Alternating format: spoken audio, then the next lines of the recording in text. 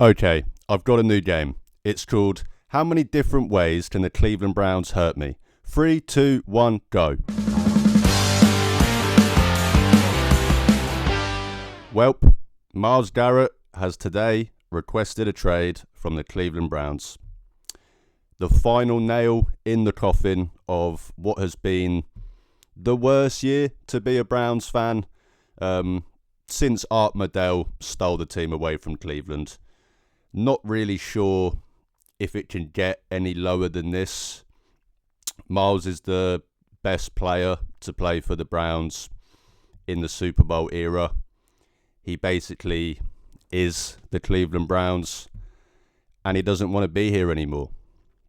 I feel like my wife has left me, and I don't even have a wife.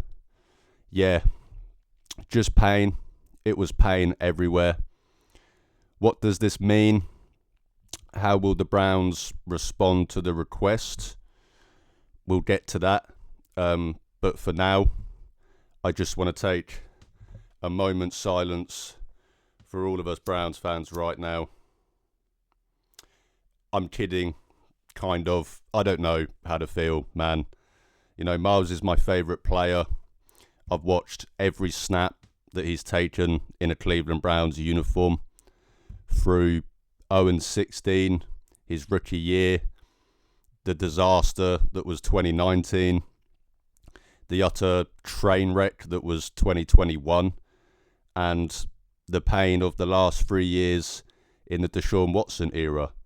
You know, through all the pain, watching Myles Garrett every Sunday provided me with, solace in those dark times. And through the good times as well, seeing how happy he was after the playoff win in Pittsburgh in 2020, seeing him finally win the Defensive Player of the Year award last year, and deservedly so. It's truly been a pleasure to watch this man play football for this team for the last 8 years. The best I've ever seen, probably the best I'll ever see. And it might be all over. I just can't even find the words to describe how much this hurts. I tell people all the time that it's just sports, but I think some things transcend beyond the sport. Myles meant everything to this team and to the city of Cleveland. It's more than just sports. It's admiration, it's respect, it's love. Just a brutal time to be a Browns fan. All the shit that this fan base has been put through for such a long time, and it still doesn't prepare you for this. Just brutal. I'm angry. I'm angry at the Browns. I'm angry at the Haslams. I'm angry at Andrew Berry. To be honest, I'm angry at everybody. Just over and over again, this team finds new ways to hurt me. How do you even let it get to this point? I've spoken all year about how the Watson trade hasn't been the disaster that people claim it is, but that's because I got too caught up in strictly just the financial implications of it. And whilst I still believe that to be true strictly from a financial perspective, how stupid am I to just gloss over the real life implications that it's had on everybody involved within the organisation?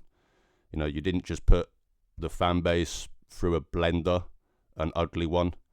You didn't just put the players, in that locker room in an insufferable situation.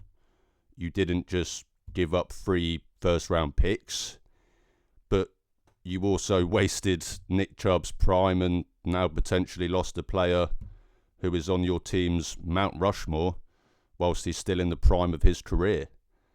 I don't even care about the $230 million. Fuck Jimmy Haslam. If anything, the only solace from this whole shit show is that Jimmy had to pay $230 million for it. I pride myself on being the optimistic Browns fan. It's something I always have, and I will continue to do so. But right now, I've just got to let some steam out, man. Be angry, guys. Be upset. Be everything. Because this truly is one of the lowest moments I've ever felt in any of my sports fandoms, and trust me, that is saying something.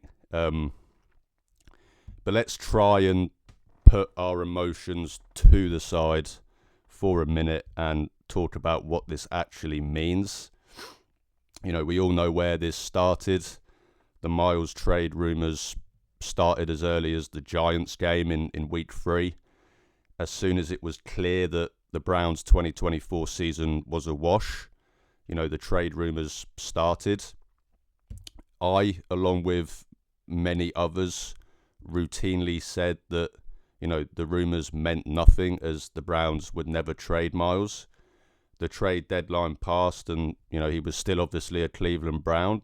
However, the rumblings didn't stop, and, Myles himself made comments in his exit interviews after the season about how he does want to remain in Cleveland. However, he needs to be shown a clear path to contention, due to not wanting to be part of a rebuild and wanting to win now.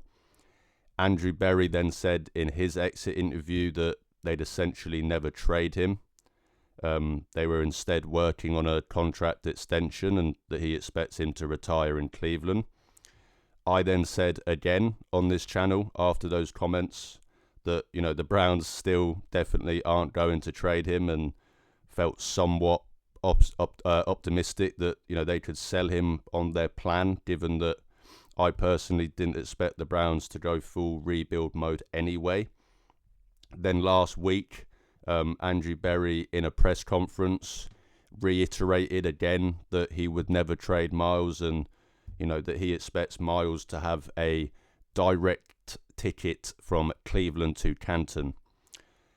At the time, you wouldn't have been remiss to assume that these comments pointed towards positive conversations between the Browns and Myles regarding his future and, any possible extension. Hell, I certainly thought that was the case. But boy, was I wrong, because today Myles publicly requested a trade after penning a letter, which I assume he must have, released to Adam Schefter himself. I'm sure most of you have read it by now, but just in case you haven't, it does read: as a kid dreaming of the NFL, all I focused on was the ultimate goal of winning a Super Bowl, and that goal fuels me today more than ever. My love for the community of Northeast Ohio and the incredible fan base of the Cleveland Browns has made this one of the toughest decisions of my life.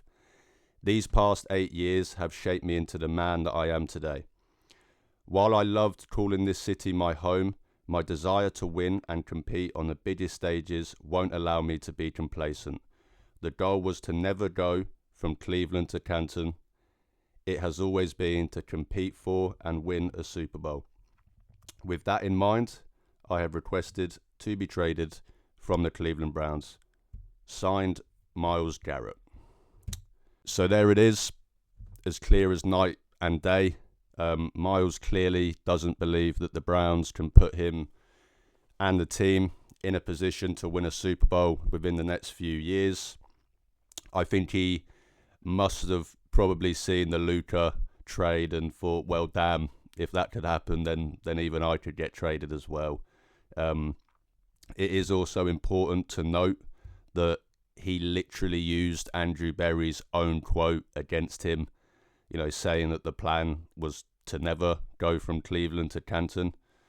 Just an incredibly damning declaration on the Browns and Andrew Berry. So where the fuck do they go from here? Well, it might get ugly, because I'm still not trading Myles Garrett. I get it. He doesn't want to play here, but he's still under contract for 2 more years, and obviously the Browns still have the franchise tag option after that as well.